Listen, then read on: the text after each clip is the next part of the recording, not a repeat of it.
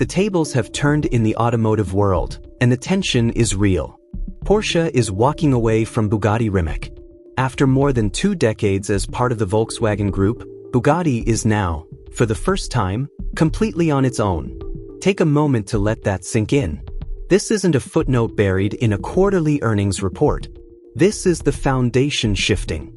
Because for over 20 years, every time someone questioned whether a Bugatti was truly worth its price tag, the answer was always the same: Volkswagen. The engineering colossus standing silently behind every carbon fiber panel, every handcrafted component, every invoice with 7 figures on it. That backing is now gone. And the question nobody in the automotive press wants to ask out loud is, what exactly is left? Drop a comment below if you already saw this coming. I'm genuinely curious how many of you had Porsche's exit on your radar. Because here's the uncomfortable truth. This couldn't have come at a worse moment for Bugatti. Not because the cars are suddenly bad, but because the entire argument for buying one just lost its backbone. And right in the middle of all of this, there's Matt Armstrong. If you've been following this channel, you know we've covered the Matt Armstrong situation closely. But if you're new here, here's the short version. Matt Armstrong is rebuilding a salvage Bugatti Chiron, one of the most complex, most expensive, and supposedly most untouchable automobiles ever made. And he's doing it independently, outside of any official Bugatti service network, on camera, for the world to see. Now, on the surface, that sounds like a fascinating YouTube project. But what it's actually become is something far more significant. Because what Matt Armstrong is doing, bolt by bolt, part by part, is dismantling a myth. Bugatti has spent decades carefully constructing the idea that their cars exist on a different plane. That the engineering is so advanced, so proprietary, so deeply intertwined with Volkswagen Group infrastructure, that independent repair is simply not possible.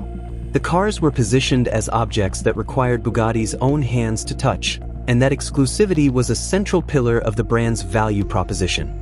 Matt Armstrong is showing the world that pillar isn't as solid as advertised. The parts that were supposedly impossible to source? He's sourcing them.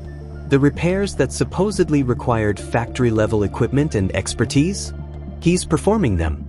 The gearbox, the monocoque, the hydraulic systems, all of it is being examined, documented, and repaired by an independent builder with a camera rolling the entire time. And millions of people are watching. Here's what makes this narratively devastating for Bugatti. It's not about whether Matt succeeds or fails. Even if the build hit a wall tomorrow, the damage is already done. Because the internet has already seen the parts, already seen the suppliers, already watched someone operate inside a Bugatti without Bugatti's permission and pull it off. Bugatti's mystique was always dependent on the idea that the car was beyond ordinary reach. Matt Armstrong has made that idea look questionable. And that's not something you can unsay. Now layer the Volkswagen exit on top of that, and you start to see why this moment feels genuinely historic. When Bugatti was part of the VW Group, there was an unspoken guarantee behind every purchase. Buyers weren't just paying for a car, they were paying into a system. A system with Audi's engineering resources, Porsche's technical DNA, shared research and development budgets, and the collective infrastructure of one of the largest automotive conglomerates on Earth. Nobody put it on the brochure.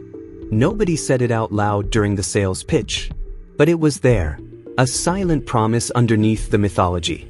That promise no longer exists. Bugatti Rimac is a fundamentally different entity. It's nimble, it's ambitious, and there's genuine talent there. But it is not the Volkswagen Group. And for buyers spending $3, $4, or $5 million on a vehicle, that distinction matters enormously. Because what they're really buying, what they've always really been buying, isn't just the car in front of them. It's the certainty that the car will be supported, serviced, and backed by an organization with the resources to stand behind it indefinitely. That certainty just became a much harder sell.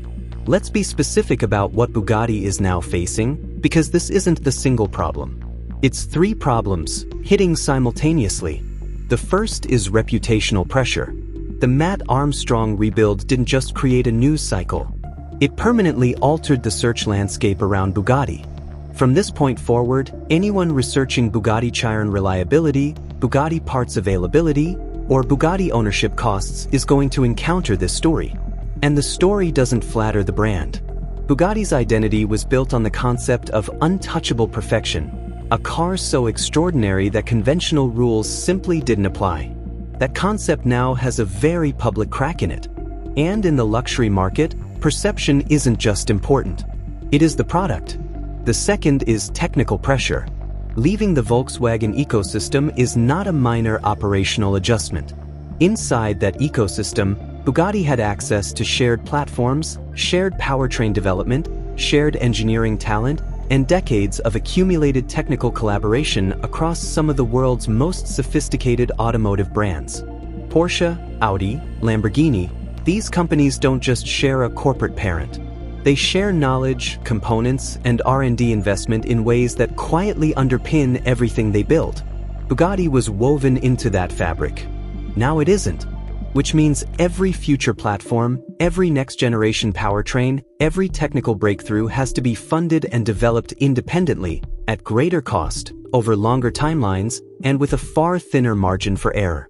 For a company whose cars start at several $1 million, the standard for technical execution is essentially perfection. The resources available to achieve that standard just shrank considerably. The third pressure is legal, and it may be the most consequential over time. Bugatti's business model has historically depended, at least in part, on controlling the service ecosystem around its vehicles. Restricting parts access, mandating factory service, limiting what independent technicians can legally do, these policies were enforceable in part because the Volkswagen Group had the legal infrastructure and corporate weight to enforce them. Bugatti Rimac does not have that same institutional muscle. And this matters right now because the right to repair movement is not a fringe conversation anymore. It's a legislative reality in multiple markets and a mainstream expectation among consumers. A standalone Bugatti trying to prevent independent builders from working on their cars, in a world where Matt Armstrong is already doing exactly that, on camera, with millions of subscribers watching, is a fight that looks increasingly difficult to win. Here's the broader point, and it's the one that I think gets lost in the noise around individual incidents and corporate announcements. Bugatti's pricing was never purely about the car. It was about the system behind the car, the engineering ecosystem, the brand infrastructure, the institutional certainty that what you were buying existed inside a fortress of resources that guaranteed its value and its exclusivity indefinitely. Matt Armstrong didn't knock down that fortress. But he walked through the front gate and showed everyone that the gate wasn't locked. And now, with Porsche's exit, the fortress itself is being quietly dismantled from the outside. So what does Bugatti actually have left? They have the name, and it is a great name, carrying decades of genuine achievement. They have the legacy of the Veyron and the Chiron, two of the most technically ambitious road cars ever built. They have a passionate, talented team at Bugatti Rimac that genuinely believes in what they're doing. Those are not nothing. In fact, in the right conditions, they could be the foundation of something genuinely compelling. But legacy alone doesn't fund next-generation engineering. A famous name doesn't replace a shared R&D budget.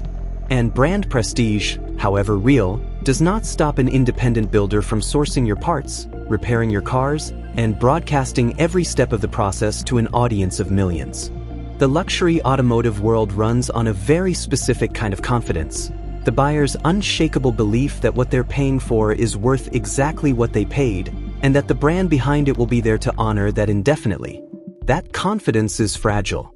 It takes years to build and can erode surprisingly fast when the right set of circumstances converge. Right now, all the circumstances are converging. Matt Armstrong didn't destroy Bugatti. That's worth saying clearly and directly. But he did something that may prove harder to recover from than any financial setback. He made Bugatti look answerable. He demonstrated, publicly and methodically, that the brand's claims of exclusivity and inaccessibility have limits. And he did it at the exact moment when Bugatti lost the institutional backing that gave those claims their credibility.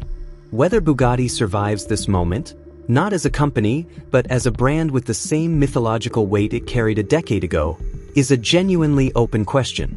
And the answer is going to depend on decisions being made right now, behind closed doors, by people who understand that the old playbook no longer applies. That era is over. What comes next for Bugatti, nobody knows for certain. But when we find out, this channel will be the first place covering it. Subscribe and hit the bell, because this story is far from finished.